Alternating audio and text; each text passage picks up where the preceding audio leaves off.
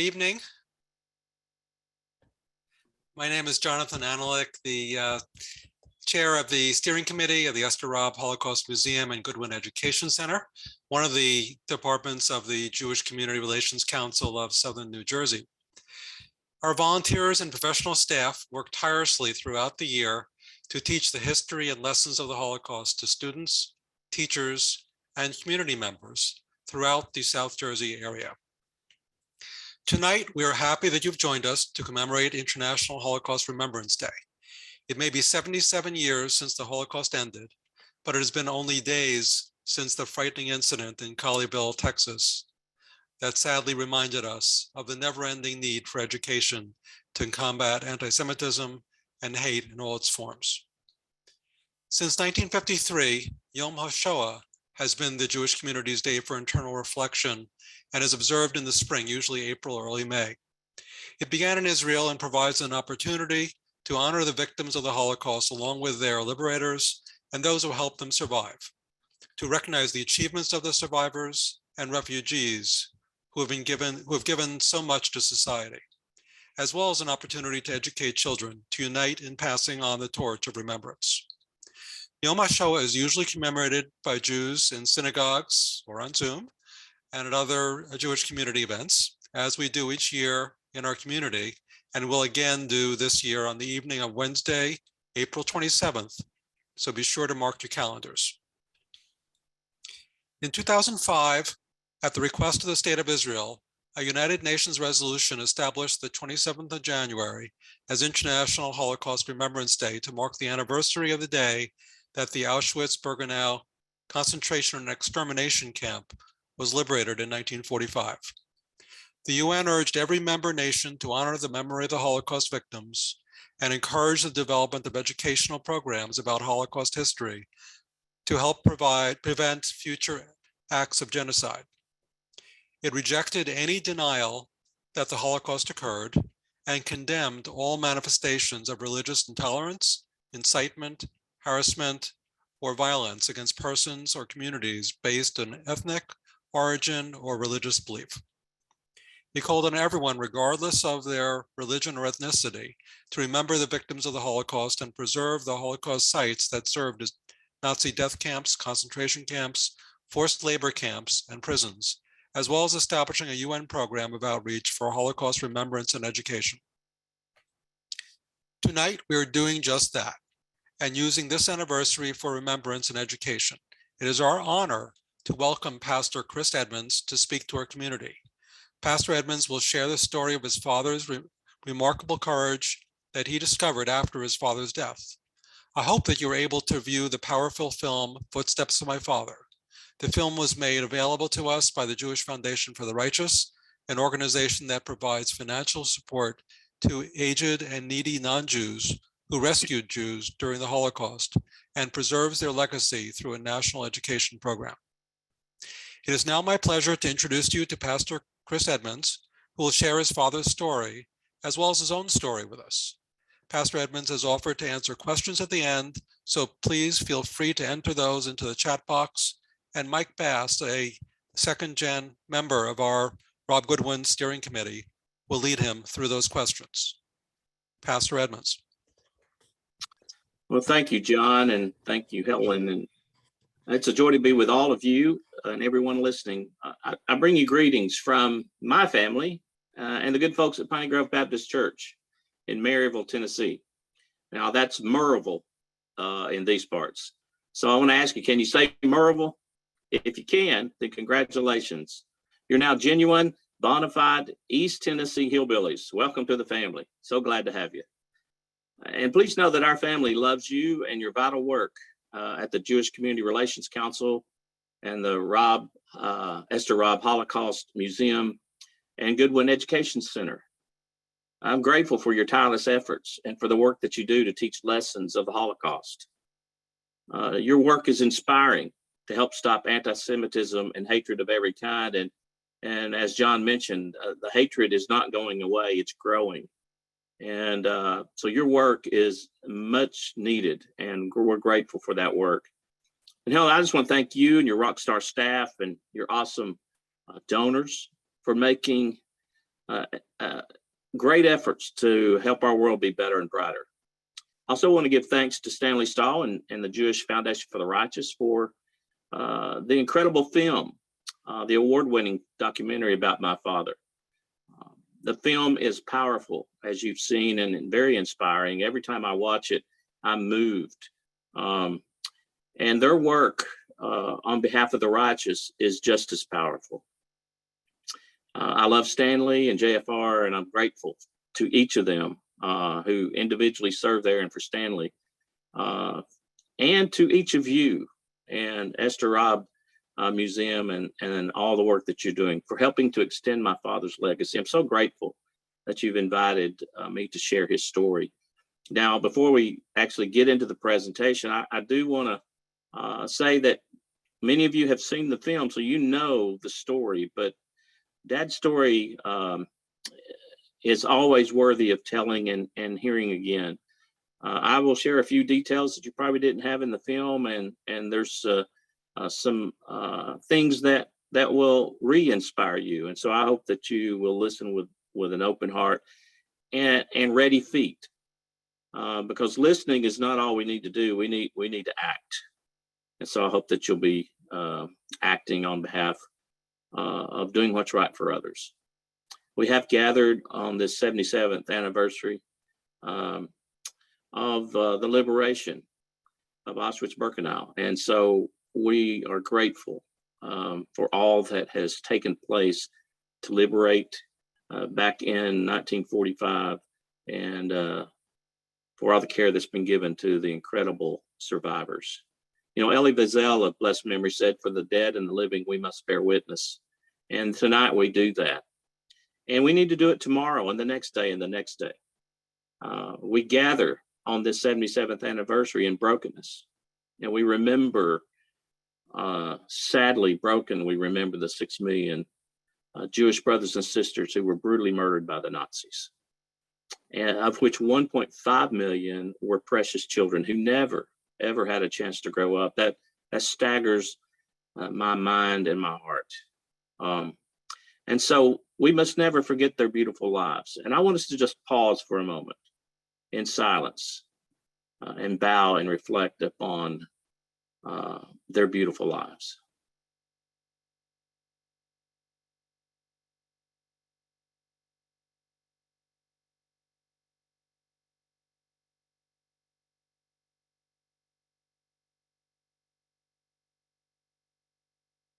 Thank you. May their memory be a wonderful blessing.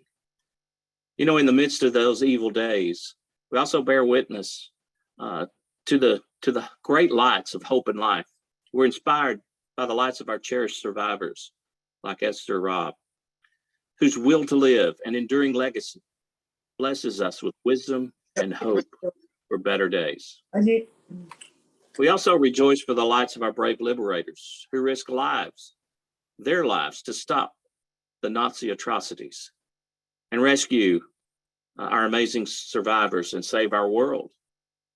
77 years after World War II, I think it's right to remember them, those soldiers and all veterans who have ever served our incredible nation. I thank God for them and our precious freedoms. Not a day goes by that I don't thank God for them. I hope you do too. And of course, we're awed by our heroic rescuers like my father. Their lights remind us that life is precious, hatred is destructive, and love in action always, always, always prevails. So may all of us follow their courageous examples to stand up for humanity against anti-Semitism and hatred in our day. And one of those heroic lights is my father. As you know, he's a humble Christian soldier who made fearless choices in a Nazi POW camp. It was choices he made because of his love for God and his love for humanity. Choices we can make, choices we must make. If Dad were here tonight, he would inspire our spirits and warm our hearts. You know, he was just a humble Christian soldier. And in his honor, I just want to ask you, are you glad you're alive? I know I am. You know, Psalm 118 reminds us that this is the day which the Lord has made. Let us rejoice and be glad in it. So I want you to take a big, deep breath. Breathe it in, breathe it out. Isn't that good? It sure is. Dad often told me, he said, son, we're fearfully and wonderfully made. Every breath is a gift from God. Then he'd say, life is precious, son. Enjoy life. I hope you're enjoying life. Let me ask you, are you glad you're loved? I sure am. Next chance you get, smile and tell someone, maybe they're there with you tonight. You're the best looking thing I've seen all day. You know what you'll get? A smile in return. Ain't that good? It sure is. And that's what our hateful world needs. Love expressed by little o you and little o me. See, I believe the cure for anti-Semitism, racism, and hatred for every kind is in our hearts. You and I are the answer. Love is powerful. So like my father expressed love. One last question. Are you glad there's a Lord above? Psalm 34:8 declares, taste and see that the Lord is good. Blessed is the one who takes refuge in him. You see, God is our protector and provider. He's real and he's really good. And that's what my father believed. That's what I believe. And that's why my father and I embrace the good Lord above. All of us should. Well, my dad was so ordinary, yet he lived an extraordinary life and he made extraordinary choices. He was a light in the darkness. He enjoyed life, expressed love, and embraced the good Lord above. That was his passion. And he made a difference in the lives of others. I believe an ordinary life lived well is extraordinary, even heroic. Your ordinary life lived for the good of others is extraordinary. And yes, I believe heroic. So I pray Dad's story will inspire you to do just like he did. Love God, love others, love life, and do what's right. So live heroic and be the hero in your neck of the woods, just like Dad was. Well, my story begins with an old diary, a weathered, fragile book. The diary belonged to a young man from Tennessee fighting for his country on a continent near the edge of collapse. Its owner, my father, passed away years earlier. And since then, the diary remained tucked away with other mementos from his time during World War II. Dad served with distinction. Master Sergeant Roddie Edmonds of the 106th Infantry was captured during the Battle of the Bulge, and he spent 100 harsh days in 2 German prisoner of war camps. Now, this was the story our family knew. To us, it was the totality of his service he never, ever talked about. Well, one fall day in 2005, my daughter, Lauren, came home from college. She was excited about a group project for her history class. She said, Dad, I told everyone in the group that Papa was a POW in World War II, and they said, that's the story. That's the one we'll do. Dad, what do you think? I told Lauren I thought it was a great idea. So we borrowed Dad's diaries he kept as a POW. We borrowed them from my mom. And as Lauren and her classmates finished their project, I reread Dad's diary. I'd read it several times before, but this time it was different. In it, Dad wrote a lot of things I'm not going to write because they're not exactly nice to talk about. I know God was with us and he answered our prayers. Now listen to this. I learned men even better than before. Some were good, some were bad, some were better, and some were worse. Well, Dad's diary inspired me to look further into his service and uncover the true story of his time as a prisoner of war. One evening, just past midnight, I searched Dad's name and rank on my computer. Remarkably, his name appeared in a New York Times article entitled Richard Nixon's Search for a New York Home. Now, the article recounts how an attorney named Lester Tanner sold his historic townhouse to the president in 1980. In the article, Mr. Tanner mentions the bravery of his Master Sergeant Edmonds, allowing him to meet the president. He actually said, Sergeant Edmonds saved my life. Well, that's my father. I'm absolutely stunned. I was so stunned, I ran in. It was after midnight. Regina, my wife, was already in bed asleep. I ran in there and about scared her to death, waking her up and having her come and read the article too. Why is Dad's name in the New York Times in an article about President Nixon? Who is Lester Tanner? What does he mean by bravery? Well, Mr. Tanner, is he still alive? I mean, all these questions are flooding in my mind, and I'm bouncing them off of Regina. I said, if he's alive, where is he? And so from that moment, I began searching, and I search and search. And after several weeks and months, I find him in New York City. Now, I could tell you lots of funny stories about hillbillies in New York City from East Tennessee. I'll just say they're in the book. You should get the book and read it. But the day I met Lester, I learned the true story of my father's service. Dad was the highest ranking American soldier. In Stalag 9A, it was a POW camp for non-commissioned officers. It was very near Ziegenhain, Germany.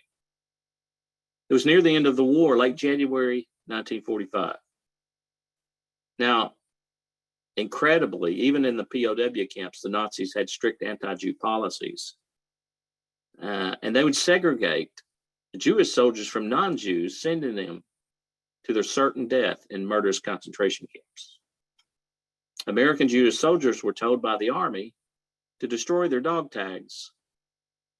If they were ever captured, to destroy their dog tags and never mention their Jewish identity. Late on the evening of January 26, German officers sent orders to my father that only the Jews were to report for the next morning's roll call. All who disobeyed would be shot. Without hesitation, my father told his men, we're not doing that. Tomorrow, we all fall out. And he sent orders to the other barracks. It was bitterly cold that morning, January 27, 1945. As the Nazi approached, he could not believe his eyes. All the Americans, nearly 1,300 soldiers, were standing together in sharp formation. Now, you need to understand that many of those men had to be helped out there. They were already in such bad shape that they couldn't make it out there on their own. But they came. Enraged, the major rushed to my father and he screamed, they can't all be Jews. To which my father declared, we are all Jews here. Well, the major was stunned, shocked beyond belief. Who is this little American sergeant? Is he crazy? No one has ever defied my orders. And then Dad continued to speak. He said, Major, he said it very boldly. Under the Articles of the Geneva Convention, prisoners of war are only required to give name, rank, and serial number. Don't quote regulations to me, screamed the major. I want only the Jews, just the Jews. Were my orders not clear? I want the Jews. Standing on Dad's left was Sergeant Lester Tannenbaum, a 19-year-old Jewish kid from the Bronx whom Dad trained since basic. He was one of Dad's best soldiers. On Dad's right was Sergeant Paul Stern. He was a combat medic from the 28th Division, another Jewish kid from the boroughs of New York. According to Dad, Paul was #1 in his book. Ensuring eye contact with the Nazi major, my father leaned in and said very sternly with his booming voice, Major, we'll give you name, rank, serial number. That's all. Well, the major turned blood red. Enraged, he lunged forward. He pulled his pistol and pressed it hard into my father's forehead. Sergeant, one last chance. You will order the Jews to step forward or I will shoot you right now. Well, by this point, Dad and his men had seen untold horrors. The brutal Battle of the Bulge, where 89,000 Americans were killed, captured, or wounded. A death march of several days, murderous marching through knee-deep snow without food, water, sleep, or hope. Skip Friedman told me if you didn't march, you didn't last. They would hear shots ringing out in the back. Bombing while locked in boxcars. The Germans left them for dead as the British bombed the Limburg rail yard. Several hundred of Americans died, including my father's chaplain. 40 days of starvation, where the men were losing on average a pound a day on less than 500 calories a day. They were filthy and miserable, haunted by lice, dysentery, trench foot, frostbite, and yes, despair.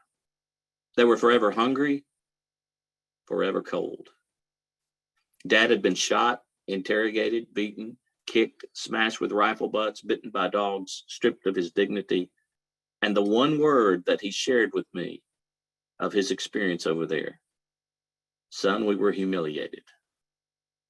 Just 2 days earlier, he and his men were forced to watch a young Russian soldier, the savage execution of a young Russian soldier, and threatened the same would happen to all who disobeyed Nazi orders.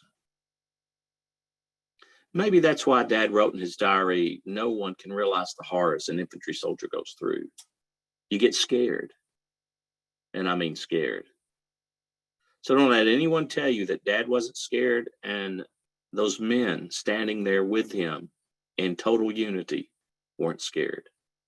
They were scared. They get scared like we get scared, but they didn't let their fear overcome their bravery to do what is right.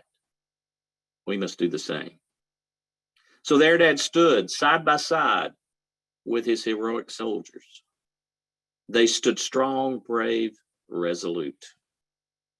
Lester told me your father never wavered. I wonder if Dad was recalling a favorite scripture of his. The Lord is my light and my salvation. Whom shall I fear? Finally, with the gun still pressed deep into his forehead, Dad spoke. He spoke courageously. He spoke calmly. Once again, he leaned in, ensuring eye contact, and he said, Major, you can shoot me, but you'll have to kill all of us, because we know who you are, and you'll stand for war crimes when we win this war. I like that part. And then he added this, and you will pay. Lester said the Nazi blanched. He turned white as a ghost, and his arm holding the gun began to tremble, still pressing the gun to Dad's forehead, finger on the trigger. Well, time froze like the ground beneath Dad's feet. And Lester said it seemed like an eternity passed. Then suddenly, without warning, the Nazi pulled his gun to his side, turned and marched away. And he never came back to ask for the Jewish Americans again. I said, Lester, after I stopped crying, I said, Lester, that is just amazing. I said, what did you guys do? He said, we went back to the barracks and really cheered your father. I guess I would have too. What my father did, Lester said, made everyone brave. Said he gave us hope that we could survive that ordeal. And from then on, whatever your father said, that's what we did. Well, Dad saved the lives of more than 200 Jewish Americans that day. Months later, my father would save all 1,292 American Jews by refusing Nazi orders to leave the camp on a forced march. A march that most likely would have killed them, would have ended in their death. Dad told his men, he said, we're in such bad shape, we can't leave this camp. The likelihood of us surviving would be low. So we're going to refuse. Tomorrow, when they call us out on roll call, we're going to go out, and then we're going to leave the sick men still in the barracks, and we're going to go back and say, we can't leave. We've got sick men. And I want some of you men to even get sick. Try to get sick. Eat grass, dirt, vermin, whatever. Get sick. We are not leaving the camp. And we will refuse as long as they ask us to leave. Well, the next morning, the British, French, and Russian POWs are being marched out, and the Germans call the Americans to march out. But on orders from my father, the Americans did exactly what he asked them to do. They refused to go. They defied the Nazis all day. As the sun was setting, the German commandant came up to my father. He threw up his hands and told it, "You win. We're leaving. The camp is yours." And the Germans left the camp, leaving the Americans alone. The next day, the American forces arrived to find the starving Americans safe and sound. Lester said it's one of the greatest escapes in World War II, the greatest unknown escape in World War II. He said, "Though we didn't go anywhere, we stayed right in the camp. We kicked the Germans out." But they escaped, and gratefully the liberators came and saved the day by giving them food and shelter and helping them to get on with their lives and back to America. Because of Dad's actions, Yad Vashem, the world's Holocaust authority, honored him as righteous among the nations.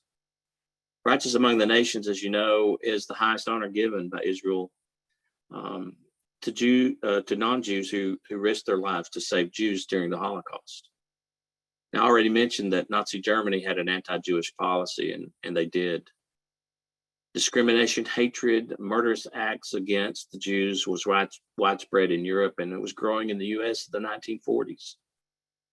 The hatred we all know as anti-Semitism was alive and well, and so sad it's not gone away.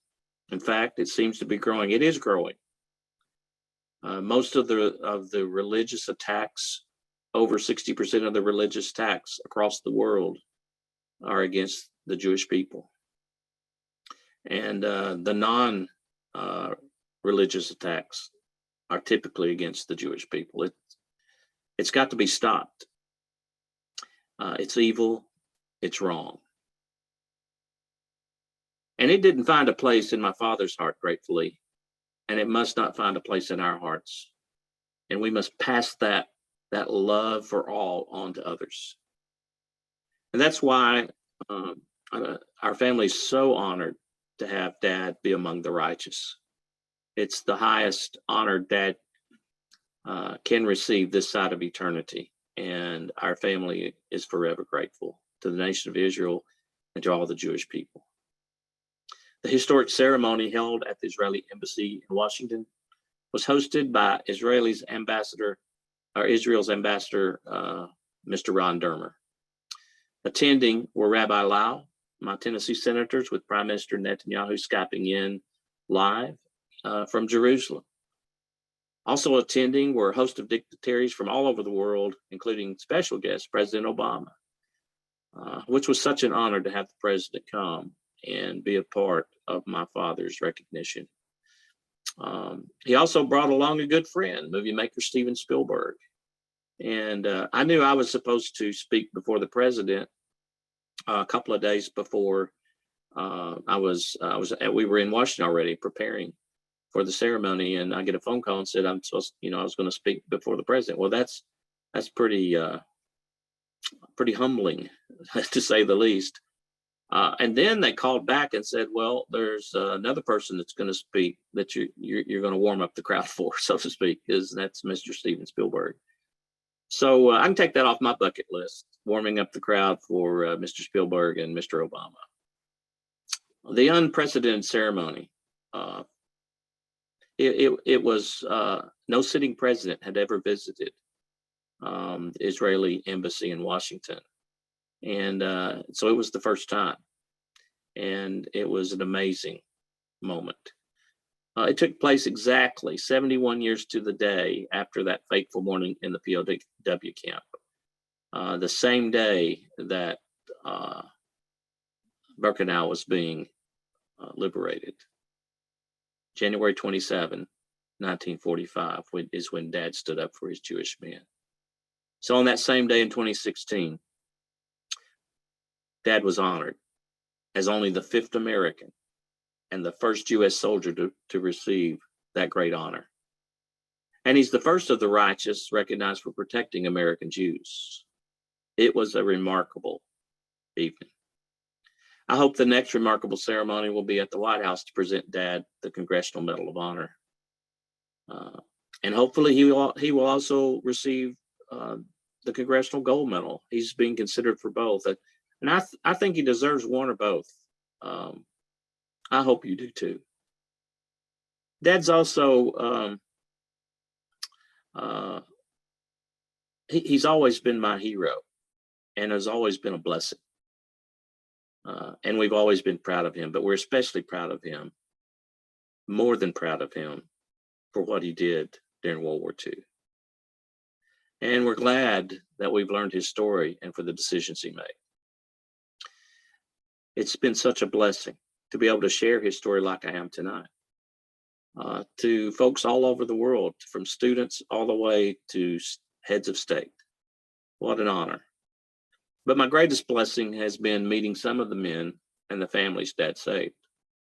Sonny Fox of California, Lester Tanner of New York, Paul Stern of Virginia, Henry Hank Friedman of Georgia, and Skip Friedman of Ohio, and others that I've met along the way. Sadly, Sonny, Paul, Hank, and Skip have passed away, and they're forever in our hearts. These men became dear friends. Their families are still close, and I love them all. Gratefully, Lester is 98, and he's full of life, and he's still going, and he's got plans to live to 110. I said, Lester, why stop? Keep on going. I love these men and their families along with Dad. They are my heroes. You know, they are great examples for all of us. They served our country well during World War II, and they faced the same hellish conditions in those POW camps as Dad, and their risk was even greater than Dad's. Their victory over the horrors of war didn't defeat them, but rather inspired them to return home to America, finish college, marry their sweethearts, raise families, be terrific citizens, and lead ordinary lives of extraordinary influence.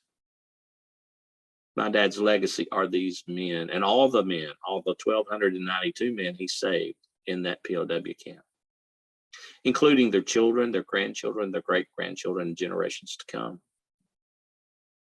Lester asked me one day, he said, have you thought about how many people your father's actions have saved? I said, no, I've really not given that much thought. He said, well, I have. He said, in my calculations, your father's actions saved more than 13,000 people. He said, more than 13,000 people are alive and well today because of what he did. You see, one person can make a difference, and you and I are that difference. Being honored by the righteous is a fitting tribute to Dad. You see, Dad joins as a small minority of ordinary people who mustered extraordinary courage to uphold the goodness and dignity of humanity. In a defining moment when evil demanded his conscience and his convictions, Dad refused to join the masses, but instead bowed to no one but God and chose what is right. Regardless of the risk, regardless of the consequences, he chose what is right. And what is right is still worthy to choose today, tomorrow, and always. If you ask Dad why he did it, he'd say, what's all the fuss? I opposed the enemy. I protected my men. I honored my God. I was just doing my job. And President Obama at the ceremony said, I know your father said he was just doing his job, but he went above and beyond the call of duty. And then he added this, I cannot imagine a greater expression of Christianity than to say, I too am a Jew. So why did Dad do it? Dad was pretty simple-minded, and he was clear as a bell with his convictions in his heart. He did it because it was the right thing to do. It's right with God, and it's right for others. You see, Dad lived by a deep moral code, a spiritual code. And I call it Roddie's code. As a matter of fact, I got that name from Lester. He said, your father lived by Roddie's code. He said, and it was the right code. And so C, he chose goodness. O, he opposed hate. D, he dignified life. E, he expressed love to all. Even that old Nazi major. When he looked at that Nazi major with a gun to his head, he said, he was loving him. He's basically saying, Major, you don't want to do this.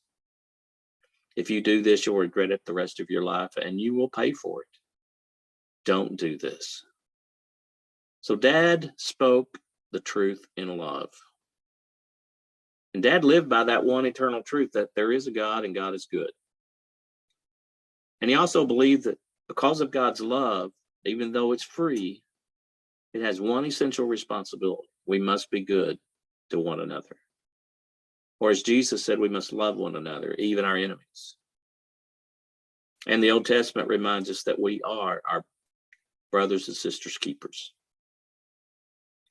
See, though Dad was an ordinary man, he lived and expressed extraordinary powers to love others. And you and I have the same powers. As a matter of fact, that's why we're on planet Earth, to love others. You're not here by accident. You're here, you're alive and well to embrace God's goodness and express love to everyone. And like Dad, you're endowed with extraordinary powers to do what's right for others. You see, you have the power to intercede just like he did. Tennessee Governor Bill Haslam, in a letter to the Army, said Sergeant Edmonds displayed a matchless amount of courage as he interceded for his men and defied the demands of Nazi soldiers. When Dad looked evil in the eye and dared a Nazi to shoot, he was interceding for his Jewish brothers. His moral courage took incredible bravery. Now, you and I will probably never face the point of a gun to intercede for someone else. But we need that same moral courage to stand up and do what's right. You have the power to intercede. You also have the power to influence. When Dad did what he did, Lester said it made all of us brave. And it gave us the courage to do the right thing. Lester told me when I first met him, he said, when I saw your father's unwavering courage, I made a promise. I made a promise to myself to always do what's right, regardless of the risk and regardless of the circumstances. He said it was a transforming moment for him. And then he added with a smile, he said, you know, for a New York attorney, that's not always the easiest thing to do. But at 98, Lester still keeps that promise. You and I have that same power to influence and inspire others.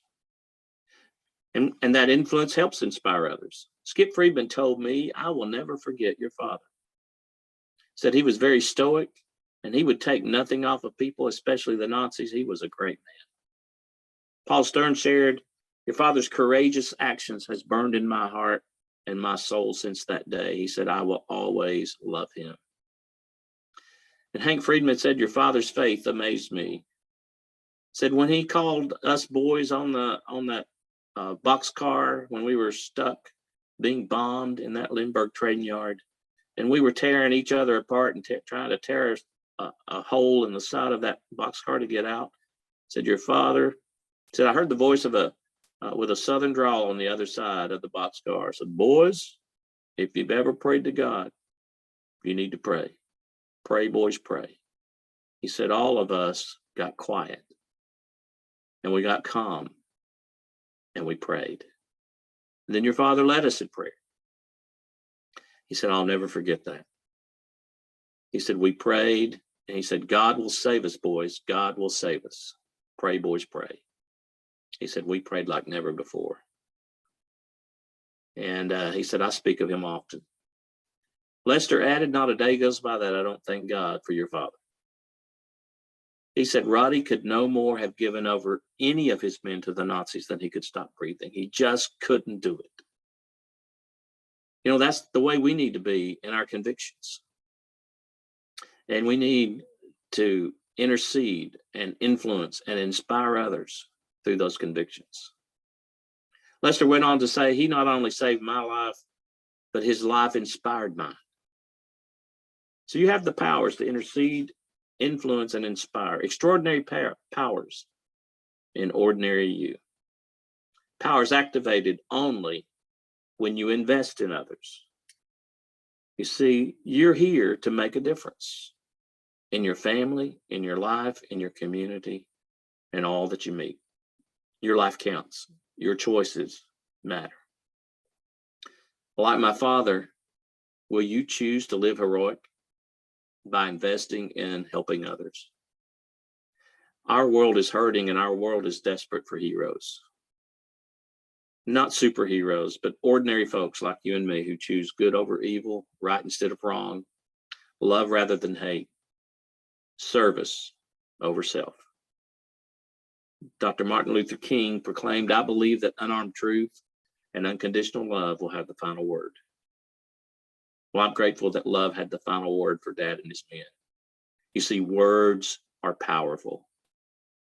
Words began the Holocaust from a man inflamed with a passion of hate. And words can end the hatred from people with a passion inflamed by the passion of love. Love was right then, it's right now, it's right always. So like Dad, love others and love them well. You know, the Talmud teaches us the same. He who saves one life is as if he saved the entire world. So God's calling us all to live heroic, just to be heroes, ordinary, everyday folks who do the right thing. So my challenge to you, as I challenge myself each and every day, is to show up, stand up, speak up, and stay up as you serve up kindness and love to all. You see, your ordinary life lived well is extraordinary, even heroic. So be the difference and be the hero. I want to thank you for allowing me to be here on this program. Go back to that family picture. I do want to share, this is my dad's family, my family, and we've even got one that's not in the picture. Little Remy came along, kind of an uh-oh baby, but we love him, and he's almost one. He'll be one this next month. He wasn't in the picture. And then go to the next one. This is my shameless plug to promote my book. Once you write a book, you got to sell it. So if you haven't picked up a copy, it's available in CD version. If you want to listen to it, it's also on Audible. It's in paperback. I know you've got a New Jersey shore over there, and this would be a great read this summer at the beach. We have it in the Young Readers Edition as well, which I'm grateful for. This is for ages 8 to 14. And I'd love to see this in every school on the planet. And so that's kind of a mission I've got. And then here's the adult version, the hardback. A lot of people I still like to read from real books, even though I do listen to things on Audible. But these are all available on Amazon or at your favorite bookstore. So that's my shameless plug about the book. But I'll tell you, the book is it's excellent, not because I wrote it, but because it shares the stories of my father and all the heroes who served with him. And it'll be an inspiration to you, and it'll be one you won't want to put down. It's a great read. So I hope that you'll take time to get a copy. So I'm open for questions, and I'll share from my heart.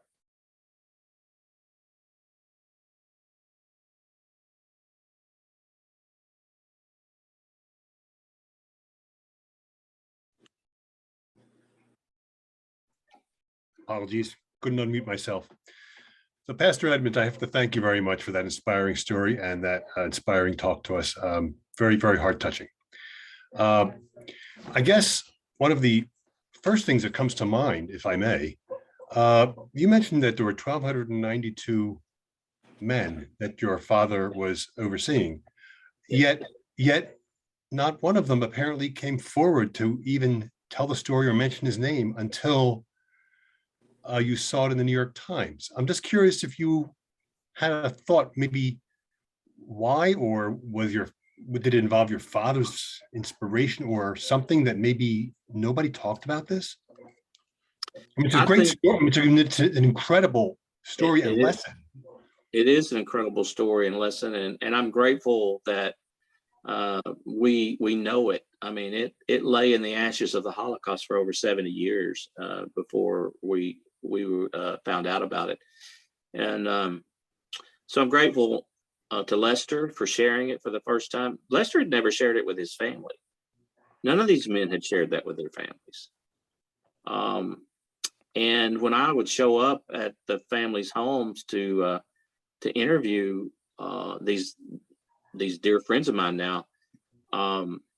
Most the close family, the daughters and the sons and some of the grandchildren were there during that meeting, and they heard things they'd never heard before, and they were obviously bawling and crying along with me. But these men in World War II and women who served in World War II, I think the atrocities that they saw, they stuck it deep within them and moved on. They just looked forward. They didn't look back. That's been my experience with all of these men. Lester said, and Paul, all these men said, not a day went by that they didn't thank God for Dad, but also think about the things that they experienced over there. But the atrocities that they experienced, even in battle, are too hard to talk about. There's a passage in the book where Paul talks about, he was a medic, so he saw it all. And he tried to rescue the boy without a face. And that's not something you sit down and talk about every day. Understood. But he said that boy was on his heart and mind every day, his whole life. Can you imagine living with that? That's beyond me. But so I don't really have a real good answer for that. I think your response was pretty accurate. I think a lot of people who survived the Holocaust and survived the experience of being in that war, I think you're probably right. They probably buried it pretty deep. And many just don't speak about it to this day. Yeah. Can you tell us a little bit about the trip that you made back to Europe to make the film?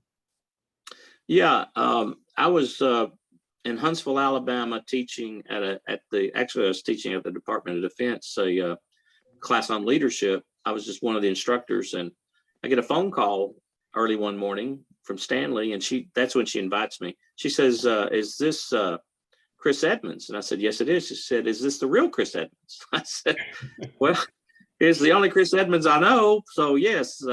And she said, "Well, no, are you the son of Master Sergeant Edmonds?" And I said, "Yes, ma'am." So she invited me, and within, I think it was just 4 weeks later, we got on. I met them. I flew over to Belgium and met them there, and she brought in a dear friend of hers who was the director of all of her films that she had made for the Jewish Foundation, and then a gentleman who had just left the Amazing Race came over. He was our videographer. And then there was a crew of folks on the ground that came from Belgium. And we had two World War II historians who I became friends with even before we got there, who took us around and showed us the various battlegrounds and the POW camps. So we visited Stalag 9A, where Dad, I stood in the very yard where Dad took his stand. And then we also visited the other camp, the first camp that they were taken to, which was Stalag 9B, Bad Orb. And it's now a children's camp. Amazingly, it was a children's camp before World War II, and now it's back to being a children's camp. But that trip was amazing. It was certainly, I felt the presence of my father there throughout the week. There were some miraculous things with the weather that cooperated with us. It was supposed to rain cats and dogs the day we went to Ziegenhain.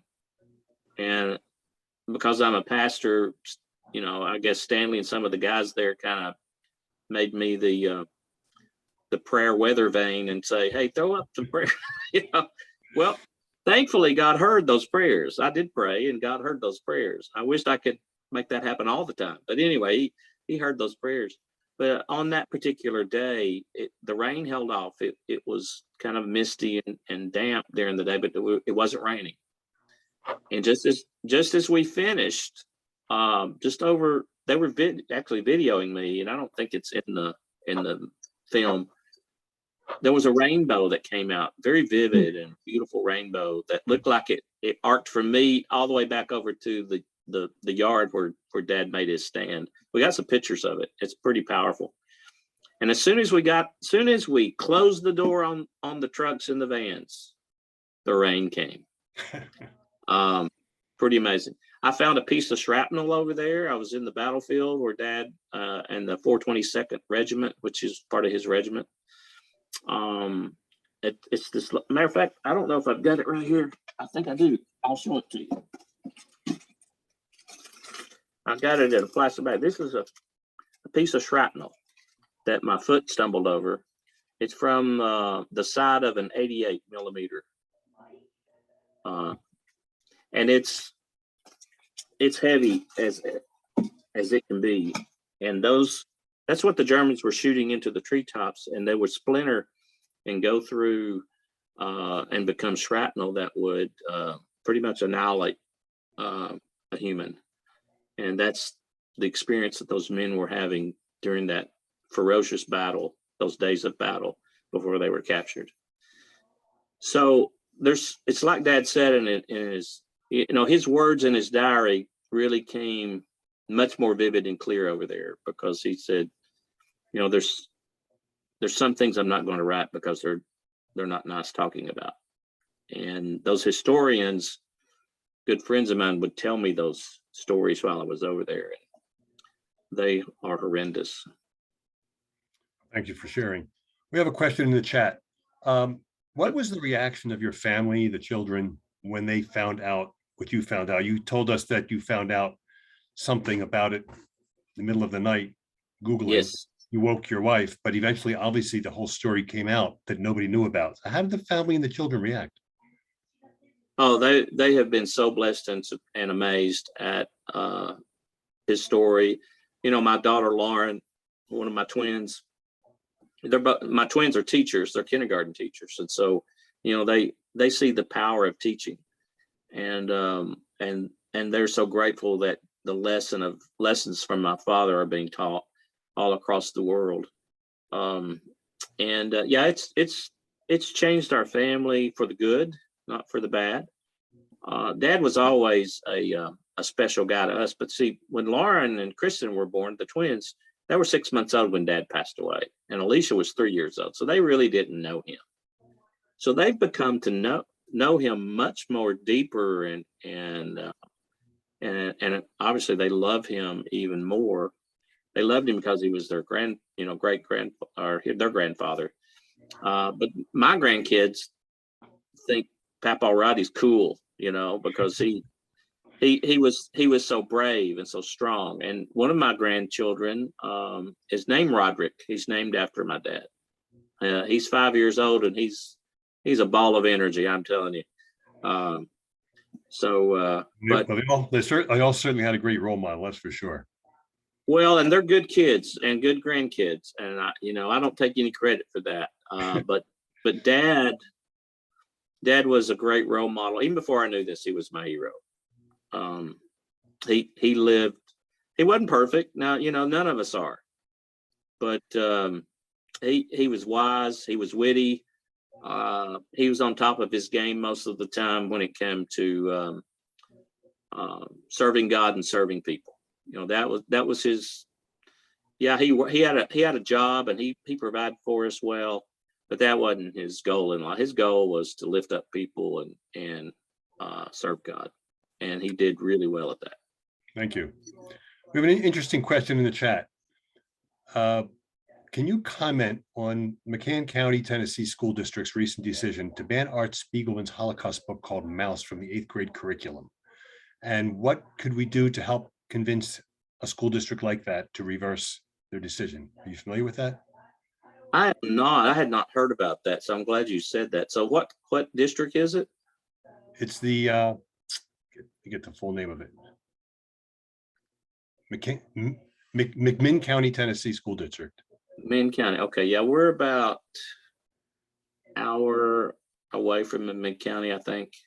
I think that's Athens, Tennessee area. I wasn't aware of that. What's the name of the book? It's called Mouse, M-A-U-S. It's a fairly well-known Holocaust. I don't know how to quite describe it, but it's in comic form, but it teaches the lessons of the Holocaust through that by kind of stereotyping different groups of people. And apparently the school district banned it. So I guess the more general question is, when school districts ban books that tell a story like this kind of history, what, in your opinion, can be done to try to get schools to reverse those kinds of decisions? Because those stories need to be told, and there's a lesson in all of them, as you've mentioned. Oh yeah, there are, and we hope to take Dad's book and put it into even a preschool level and a young children's level. But I would say that the community members, the pastors, the parents, first of all, got to be made aware of that and then get involved. And then above that, I know here in Tennessee, we have the Tennessee Holocaust Commission, and they're funded partially by the state of Tennessee. And they're an excellent resource. And I will certainly talk to them about it. I mean, I know the folks there, and I will ask them about what involvement they're doing. But I think all the organizations, we've got some wonderful Holocaust teachers in Tennessee. And I would think that if they raise their voice about it, then there could be something done about it. Apparently this just happened. Somebody put in the chat, it just happened today. That might be why you don't know about it. And actually, okay. Well, yeah, I've been covered up getting prepared for this tonight. So I don't know. But yeah, if you'll send me that what you just asked me, I remember McMinnville, but if you'll just send me a little, or Helen can send me a little. And maybe Helen can send the link. I'm sure it's a news story we can find on the web, and maybe. And as soon as I get off, I'm sure I can Google it and find it as well. So, and I don't have. I'm trying to think if I have any church connections down there through our network. I'm sure I do. I'll just have to look and see. It's not that far from here. I appreciate that. I think we need to probably wrap it up. We've tied you up for a little bit over an hour now. Very, very much appreciate you being here tonight. It was very insightful, very inspiring. Also, thank everybody for joining us tonight. And this is a perfect opportunity this day to honor those that we've lost, those who survived, and obviously the righteous rescuers. There's no greater honor that your father deserved than to be a righteous person in Yad Vashem. It was a great honor and well earned. So thank you very much again for joining us and for sharing the story, and wish everybody a good night. Thank you very much, Pastor. You're welcome. God bless everyone. Thank you.